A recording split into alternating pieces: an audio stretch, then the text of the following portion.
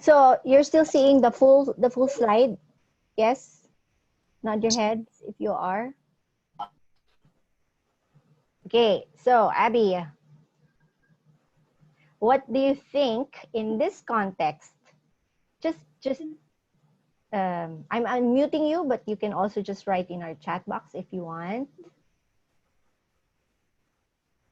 What do you think is the meaning of Annoyed. annoyed? All right, let's see. Okay, next, who's next? Sagacity. Who is next? So sorry, I'm rearranging my screen so I can see all of you. Yeah, there. And our chat box as well. Oh, Christian, I think you're next. So either speak or forever hold your peace. No, either speak or write what you think the meaning of the word is.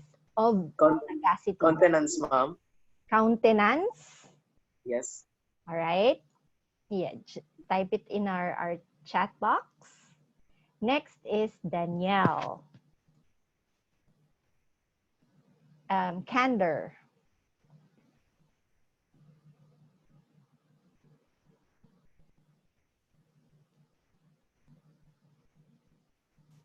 Candor is virtue, Okay. honesty. Write it down. Oh, write both of those down in our chat box so we remember. Right. Next.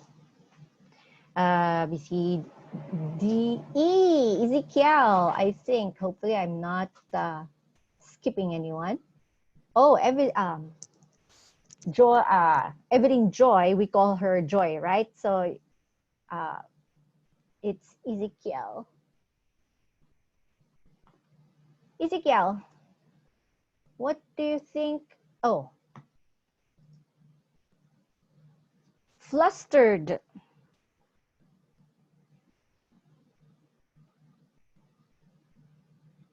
What do you think it means? I think it means in the literal sense, she can sit still. Your speaker, I think, is breaking up. So I can't understand the whole sentence or whatever you said. Can you just type it in our chat box? It's a good, I don't know, maybe there's something wrong with your microphone. It's a bit garbled.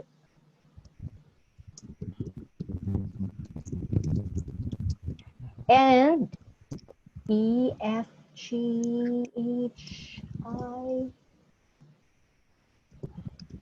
J. Okay, so now joy. Okay. Yeah, that's fine because you can define a word by describing the word or using it in a sentence or saying something that it's not. So yeah, joy, tremulous.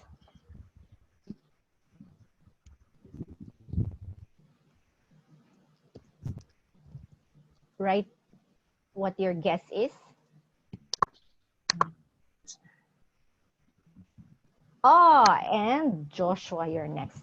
Actually, you should have been first. Okay, kind of feeling, yes. But that's too wide of a definition, no? Because there are a lot of different kinds of feelings, yeah? But yes, so it's a kind of feeling based on the context. And Joshua, in the sentence, it's used, the word furtive is used as an adverb, but the root word is furtive, no? So in this context, it's used as she could only look furtively at him. So what do you think it means, Joshua?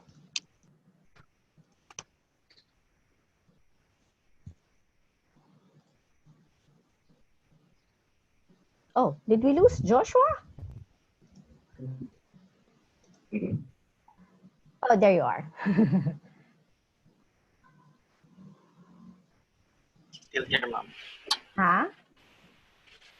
I think what it means furtive Mm-hmm. is like small and slightly glancing. Okay, write that down.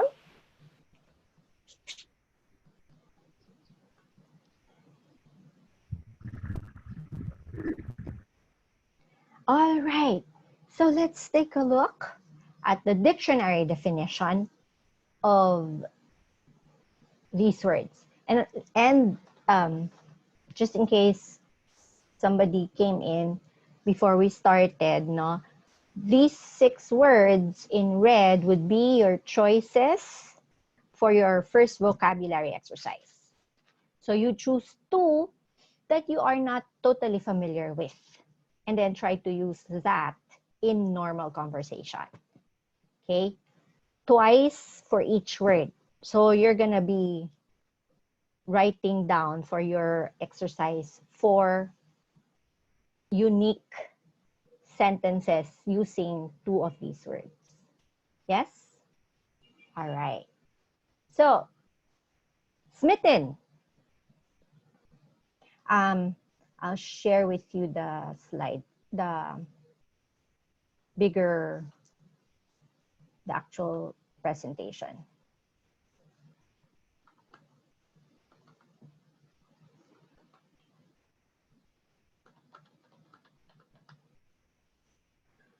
Okay. Hang on a minute.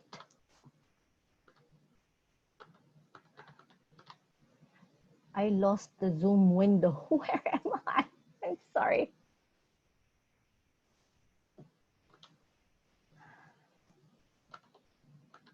All right. There it is.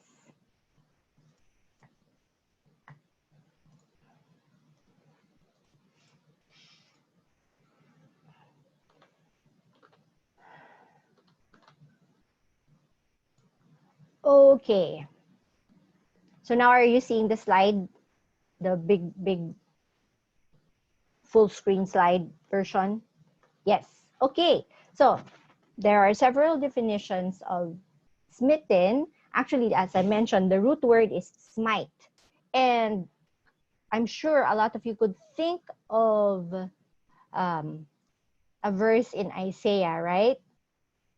He was smitten for our, I'm paraphrasing, smitten for our transgressions, no? Bruised for our iniquities. But in the context of the short story, is that the meaning? Let's go back.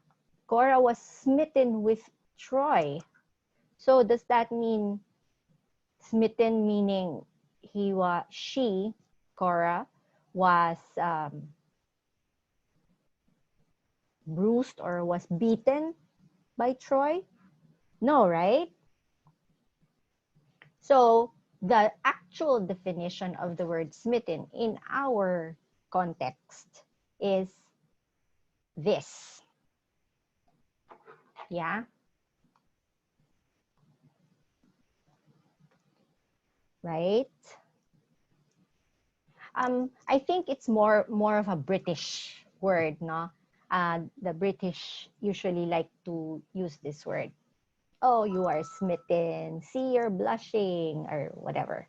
No? Okay. So in the context of our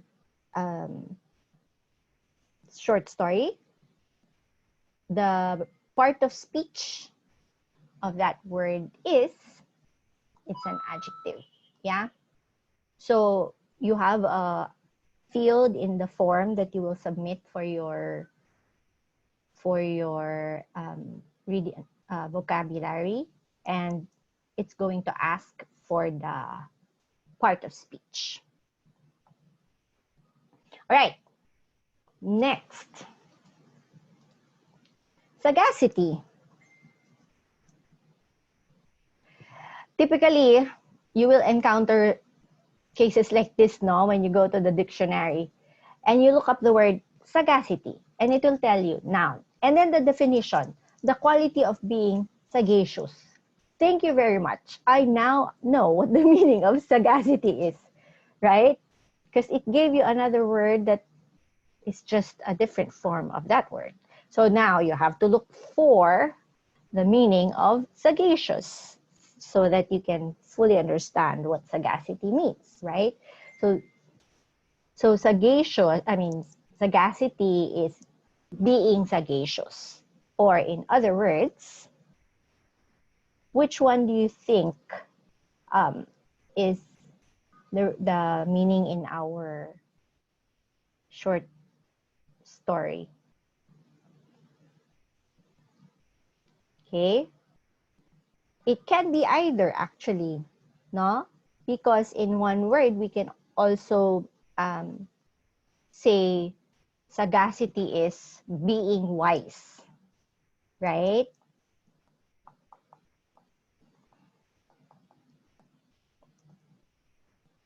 Yeah. So in your vocabulary exercise, if you're going to use this word, you can use either the noun version or the adjective version. Okay? Sagacity or sagacious. But for the word smitten, use the meaning that we discussed in our reading material, yeah? Next, fluster. In our slide, it's here, no? Yes, Danielle. I think you skipped candor, ma'am. Oh, yeah. Maybe I put the words in a different order. Let me just quickly check. Yeah, sorry, I put them in the wrong order. Thank you. You got me flustered there for a bit. See, I have my vocabulary word already, huh? I use that word and I will say who did I talk to? The whole class. Right. So fluster is a verb, but in our reading activity, it was used as an adjective actually, right? She would be flustered. Okay. So you can do that. You can use a verb as an adjective, as we will discuss further on in our lesson. So for sure, this is not what we're talking about, yeah? That's not it, yeah? That's not the definition that we're talking about. But here, agitation. Okay? Like, oh, I'm agitated. I don't know what to do. I'm a bit confused, right? So that's the word. You can use the word as a verb. You are flustering me. Stop doing that. Or as an adjective, same way that it was used in our reading activity.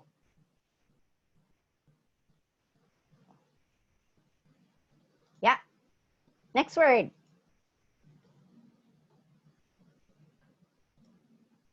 There.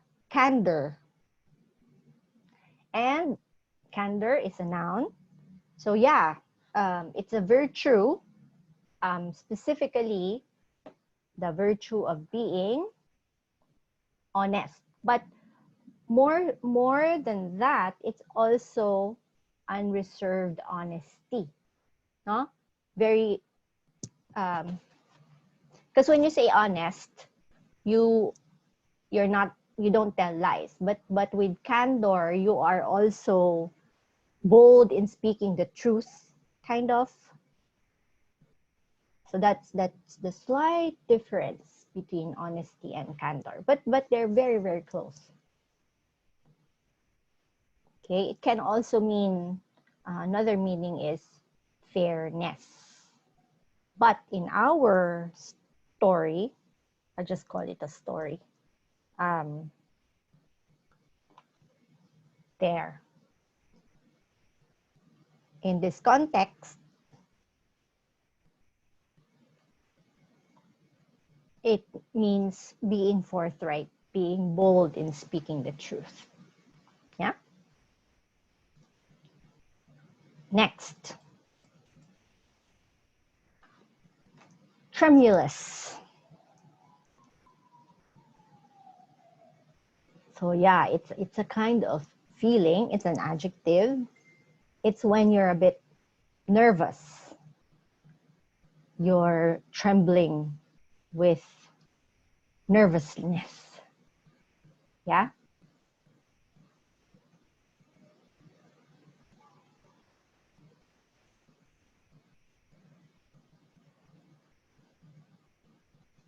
Right? Next word. Furtive. So as I said, it was used as an adverb in our short reading. That's why there's an ly, but the root word is an adjective. No? And yeah, you're kind of trying to sneak very secretive way. No? You're trying to do something in a secretive way. So you, in your vocabulary exercise, you can use either furtive as an adjective or furtively as an adverb. All right?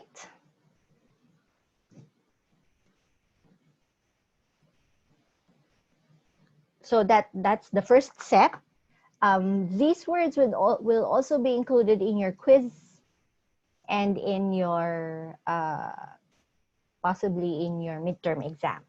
So don't just focus on the two that you will use for your exercises. The goal, and this is a good segue for our next lesson or for our topic for the day, which is dictionary skills. No, this lesson is not so much how to read your dictionary, right? But the importance of using your dictionary and what other information you can actually get from it. And FYI, all students actually know that have all program students.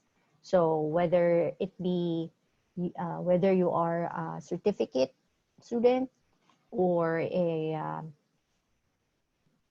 bachelor student, you are required to have your own copy of a collegiate dictionary. And it used to be that we require you to actually have like a big hardbound version, no? But of course, the Merriam-Webster Collegiate Dictionary is actually available for free for Android, and I'm pretty sure also for iOS. So if you have a phone, a smartphone that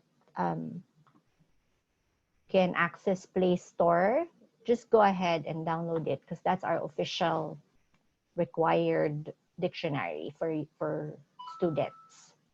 And that's a requirement for you to graduate. Yeah, because you have required books that you have to own, really. All right. So, this is not really, again, not more teaching you about using the dictionary, but emphasizing the fact of building your vocabulary. So what is your vocabulary? What do we mean when we say vocabulary? Okay.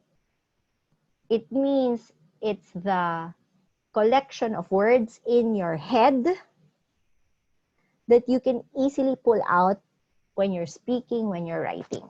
Words that you already know.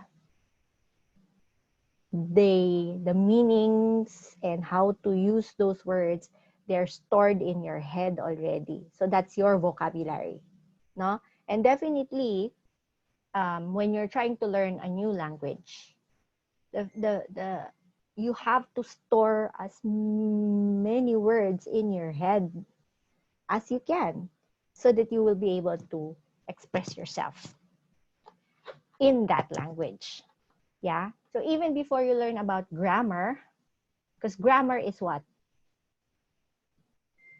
Rules for using the language, rules for writing sentences, rules for using the words. But if you don't know the word, even if you know the rule, how can you, right? How can you express yourself? How can you speak? How can you write? Yeah. And just this part, and I'm just showing you the portion. This portion is from your syllabus, no?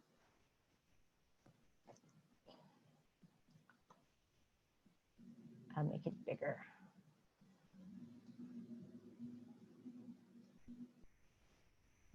Yeah, there you go. So, I mentioned already, no? You need words, and the right words, not just words, to express your thoughts. You need words that are easy to understand. By whom? By your listeners. Yeah, and you need words that are appropriate. If you have a wide vocabulary, you will be able to adapt to any given situation, right? If you're speaking with a small child, you need simple words. But if you're speaking to in front of a collection of professors and scientists and I mean professionals and scientists, then maybe if you want to impress them, you need to have those like big, deep English words. How can you do that if you don't have them in your vocabulary? Yeah. I have several in this class who are also in my fundamentals of speech class, and this discussion is somewhat similar, yeah, because we're talking about the purpose of communication is for you to be understood, for you to get a desired response. Yeah. Okay. And then, of course, here in our context, you are all students in a Bible college. You will be doing a lot of reading, and you'll be hearing a lot of chapel messages, lectures. Yeah. If you don't have a lot of words stored in your vocabulary, and I'm sorry, I just need to plug my laptop. There you go. If you don't have a lot of, if your vocabulary is not big, it's going to be harder for you to understand what you're hearing or what you're reading. Yeah, that's why we're asking you to have your own dictionary so that you can use that as often as you want to, except during exams or quizzes. Yeah. Okay. And then if you have a rich vocabulary, you can be more interesting, more dynamic. You can use different words for different situations. Okay. As you know, no, there are several ways for you to build your vocabulary: reading, listening, watching TV, yeah. And then you can, if you don't have a dictionary handy or you're too lazy to look at the dictionary, you can just try to get the meaning out from context. And sometimes that's fine, but sometimes you're not if you're not sure of the meaning and you just got it from context, you may actually be storing the wrong information in your head, right? Because you did not, you weren't sure of that meaning.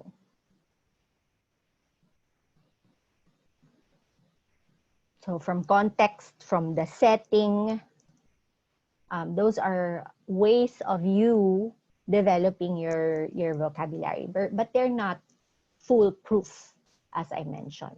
Yeah.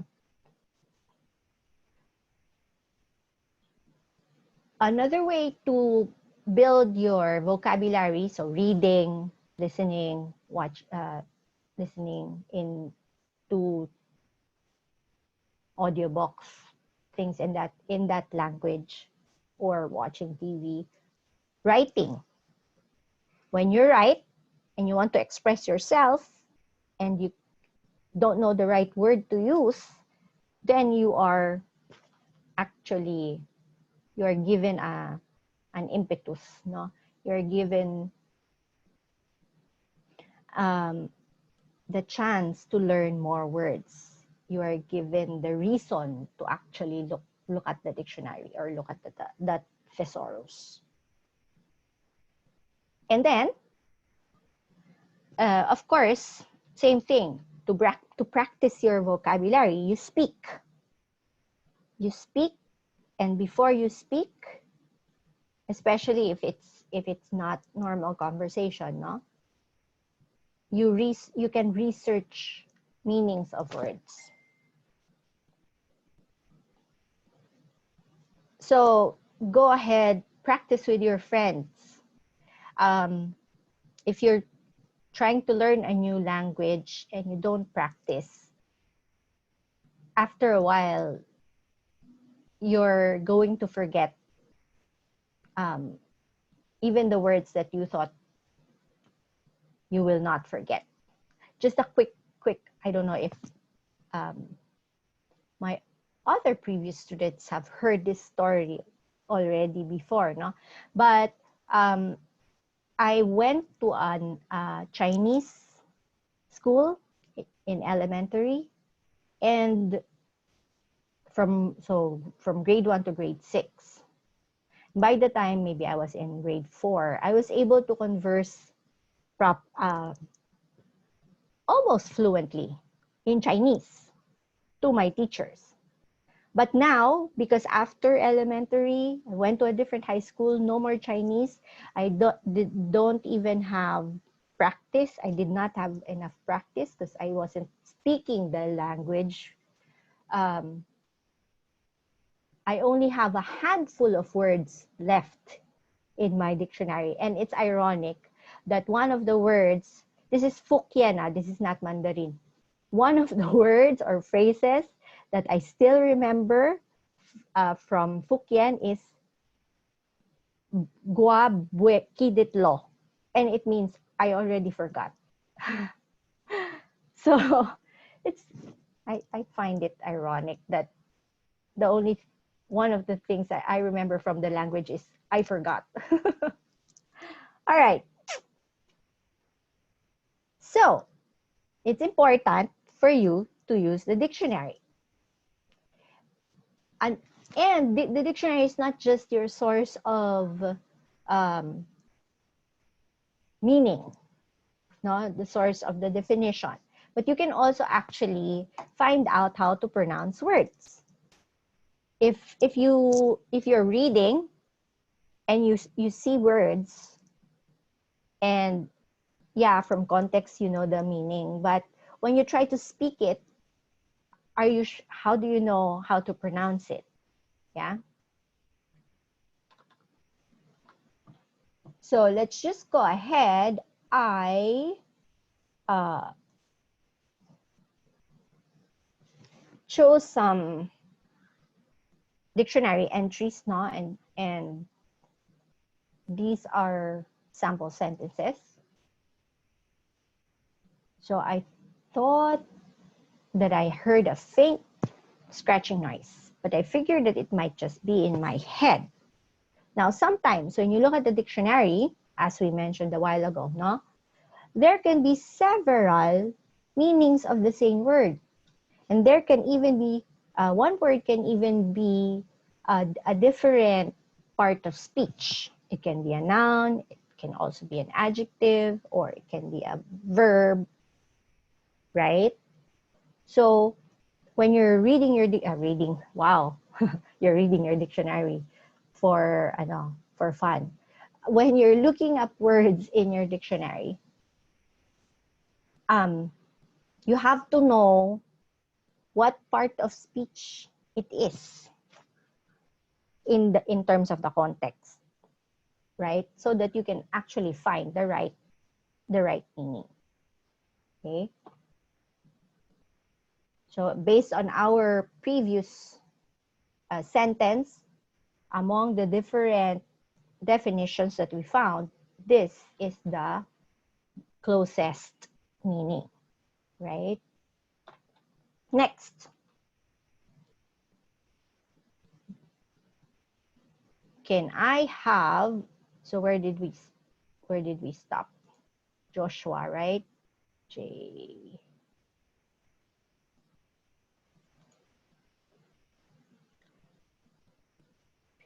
Okay.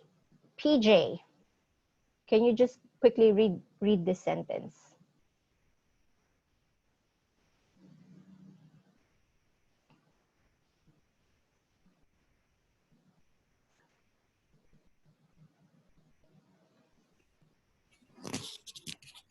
Jamie had a hard time keeping up with her mom, who was walking at a very brisk pace.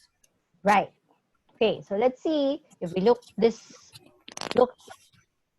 word up in the dictionary, you would see these things. Yeah. And another thing, aside from the definition and aside from the part of speech, the dictionary will also give you other important information for verbs in particular, because the dictionary, if you're using a full dictionary, not the pocket dictionary that only gives you common meanings, no? It will also tell you this kind of information, give you this kind of information.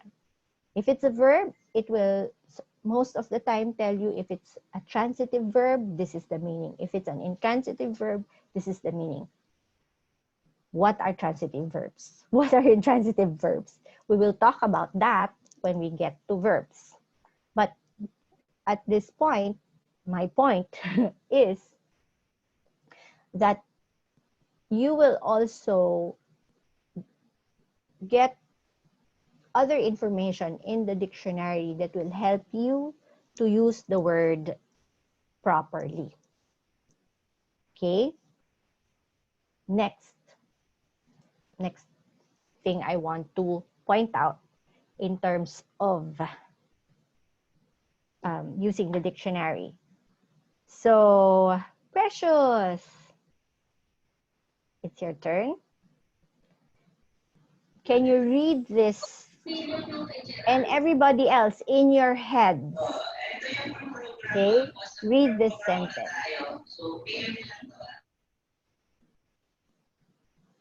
Go ahead, Precious.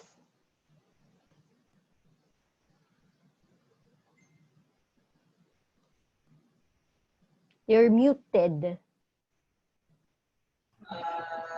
Janet disliked the civil students, the ones who were always volunteering to help future gatekeepers and clean the floor. Okay. The next thing I wanted to point out in terms of usage of the dictionary is, for you guys, how did you pronounce the word, this word in red? Servile, servile, servile, servile. How did you pronounce that word in your heads? No? Let's see. How can we pronounce this word? In the dictionary, in most dictionaries, you will see these notations, no? If the letter, like for example, has a line above it, the vowel, then it means you pronounce it as a long version of the vowel. So when we say long A, we're saying A, like ace. And if it's a long I, then it means nice. Yeah, see, there's a bar atop the I. If it's E with a bar on top, then it means you pronounce it easy, not easy, right? And different things like that. So if we go to the dictionary entry for the word, first of all, the meaning is it's you're acting like you're too submissive. No, you always want to please. But what is the right way to pronounce it? Actually, there are two proper ways to pronounce it. You can pronounce it servile or servile. And we know that because of what the dictionary says. Yeah.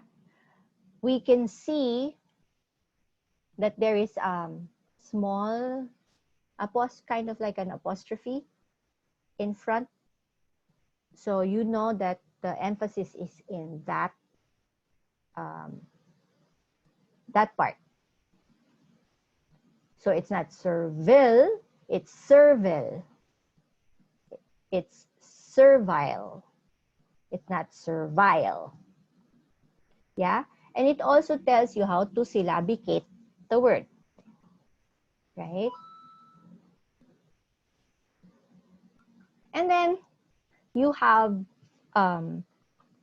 with the good dictionaries, even if it's not a thesaurus, no, you will have some discussions of other synonyms, and it will tell you the nuances, the small differences between similar words, so that you can more properly choose the word that actually fits the meaning that you want to convey.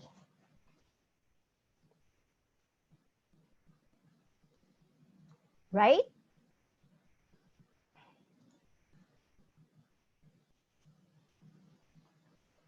Okay.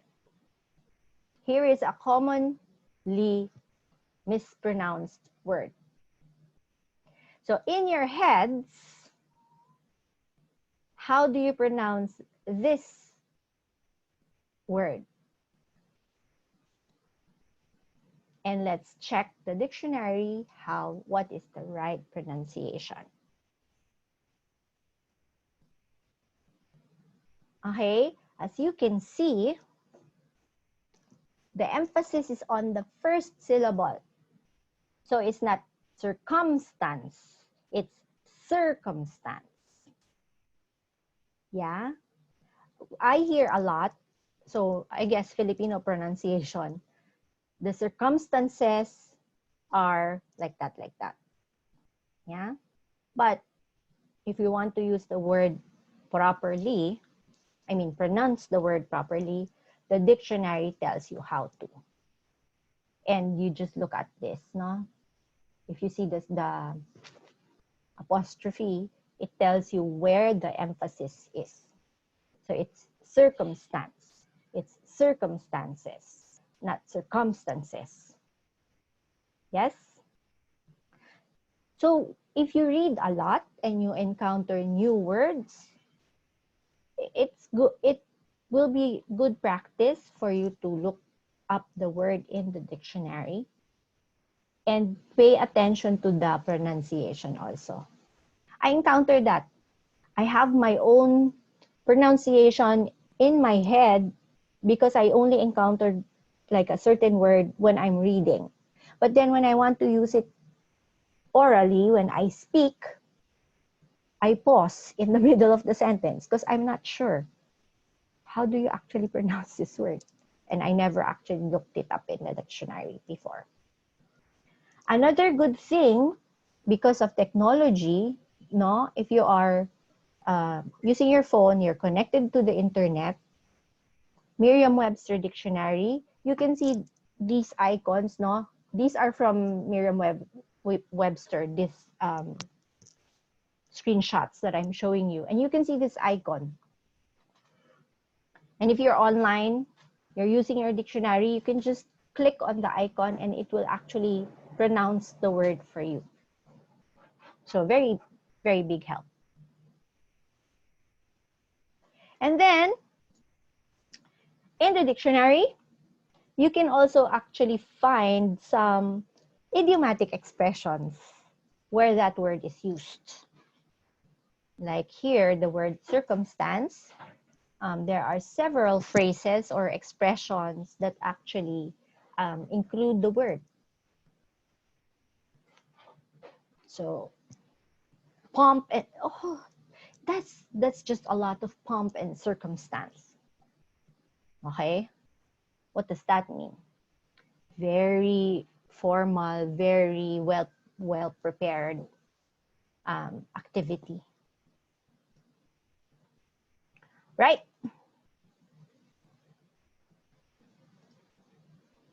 And this is where I told you about the long E's, no? Fiancé, long A.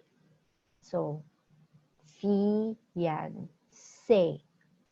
But the point of this slide is your dictionary will also tell you, give you the etymology or the origin, where the word originated from. And sometimes if you know that, oh, that's a French word, and you're familiar somehow with how French people pronounce words, even if you don't look it up in the dictionary, you can try to figure out how to pronounce their words. Do you know this person? For those of you who like math, and I'm not sure, I think it's only one E.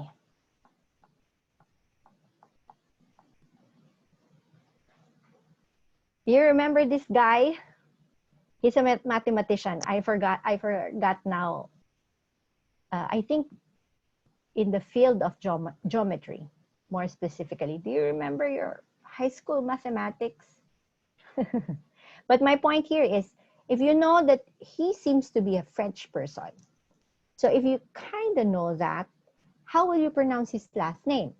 Most people, if they don't know the origin of the word, they might pronounce it Descartes, right? Very Filipino pronunciation, Descartes, no?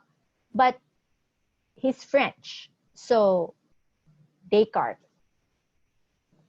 is the proper pronunciation of his name. So if you know the etymology for you kind of have a hint of where this word originated, you can sometimes maybe even guess how to pronounce the word properly. Then your dictionary will have some interesting tidbits about the word if you want to know more about that. So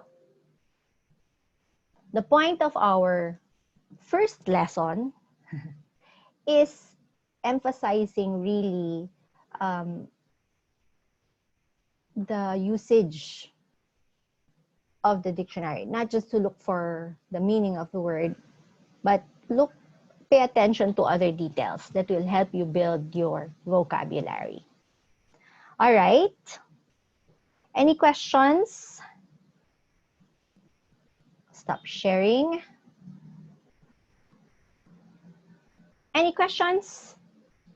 If none, just make sure you go to our Google Classroom and check your assignments due. Your first vocabulary exercise is due next Friday.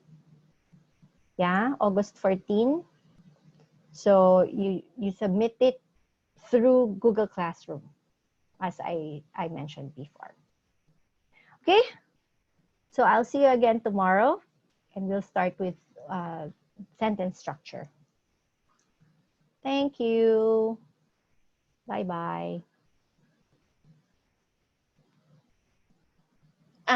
Ma'am, Yes, what was the name of the dictionary you said we are required to have for the class? Merriam-Webster.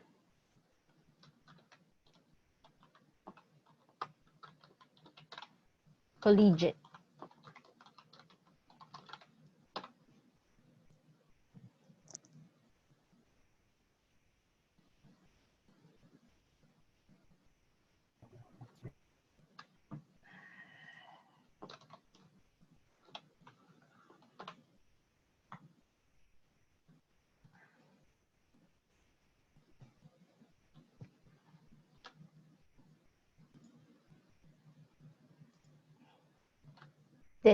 This one. Okay.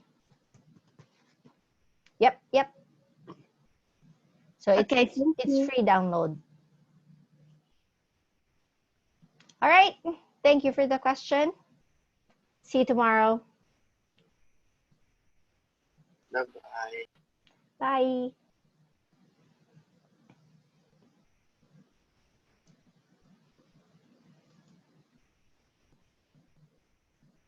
Hi, Aya. I think you're too early for the next class, and I extended a bit. So you will be kicked out, but just log back on again.